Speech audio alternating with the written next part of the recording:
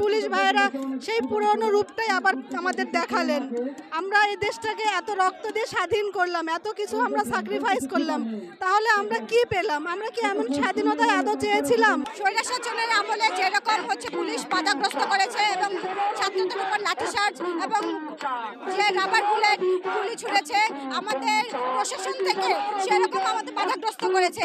এবং আমরা দেখেছি শুধু আজকেই না, এর আগেও কিন্তু 21 তারিখেও আপনারা দেখবেন, আপনারা যদি একটি মিডিয়া কভারেজ ফোকাস করেন তাহলে দেখবেন সেখানেও কিন্তু আমাদের লাঠিপেটা করেছে, আমাদের বাধাগ্রস্ত করেছে।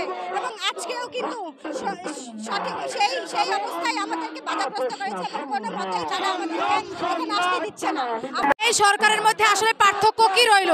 যেহেতু বাংলাদেশের ছাত্র আন্দোলন যদি অযৌক্তিক হয় সব সরকারের কাছেই, তাহলে আমরা বলতে বাধ্য হচ্ছি যে এই দেশের কোনো সরকারের কাছেই আসলে আমাদের দেশের ছাত্র জনতার কোনো দাম নেই।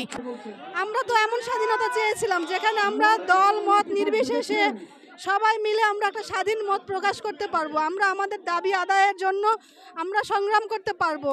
তাহলে আজকে যে পুলিশ যে ঘটনাটা ঘটিয়েছে, এটা কি আসলে সত্যি মেনে নেওয়া যায়? আমরা কি এমন স্বাধীনতায় কি চেয়েছিলাম? এত বৈষম্য বিরোধী আন্দোলন করলাম, এত জন রক্ত দিলাম, এত মায়ের বুক খালি হইলো, এত স্ত্রী বিধবা হইলো, তাহলে কি আমরা এমন স্বাধীনতা চেয়েছিলাম? এবং পিছন থেকে টিয়ার গ্যাস, রাবার বুলেট এগুলো ছুড়েছে, আমরা দৌড় দিয়ে অসংখ্য মানুষের চোখ ধাঁধিয়ে গেছে এবং আমাদের অসংখ্য মানুষ যদি আমাদের পানি না দিয়ে চোখেই হতো তাহলে কিন্তু আমরা আজকে চোখে আমি চোখে শুনছি না টিয়ার গ্যাস এবং রাবার বুলেট যে পরিমাণে বোমা ছুড়েছে তাতে আমরা কিন্তু দেখছি না। আপনারা দেখবেন যে মেধা এবং যোগ্যতার সুযোগ দেয়নি স্বৈরাচার সরকার, কিন্তু আমরা খুব আশাবাদী ছিলাম এবং আমরা কখনো ভাবতেও পারি নাই যে এই সরকারের সময়ও এই আন্দোলনের জন্য রাস্তায় নামতে হবে এবং আন্দোলন করতে হবে। আমরা অনেক এসে আজকে তার কাছে এসেছি এবং আমরা তার কাছ থেকে তার সাথে দেখা না করে আমরা এখান থেকে যাব না। এবং আমরা জানি আমাদের প্রধানমন্ত্রী উপদেষ্টা স্যার যথেষ্ট হেল্পফুল এবং আমরা তার সন্তান তুল্য এবং আমরা তার সাথে দেখা করতে চাই, সেই জন্যই আজকে আমরা যমুনায় আসছি। আমরা ভেবেছিলাম এই দাবি আন্দোলন ছাড়াই বাস্তবায়ন করা যাবে, কিন্তু আমাদের এই সরকার তারাও দেখিয়ে দিল যে না, এই আন্দোলনে আসলে জীবন দিয়েই আদায় করতে হবে। প্রশ্নবিদ্ধ একটা আচরণ হয়েছে। আমরা তো এখানে অন্যায় কোনো দাবি নিয়ে আসি নাই, আমরা এসেছি আমাদের যৌক্তিক একটা দাবি নিয়ে আলোচনা করতে। আমরা এখানে হামলা করতে আসি নাই, আমরা এখানে কোনো বিশৃঙ্খলা করতে আসি নাই।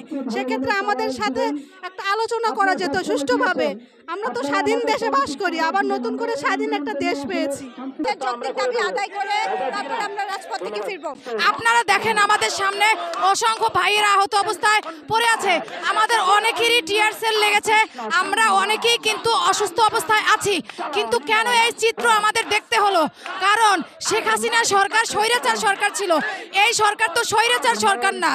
এই সরকার আসার পরেও আজকে প্রায় 1 মাসের উপরে হচ্ছে এই আন্দোলনটা চলতেছে, কিন্তু তারা কেন এখন পর্যন্ত এই দাবির প্রজ্ঞাপন জারি করতেছে না এবং দাবি বাস্তবায়ন করতেছে না?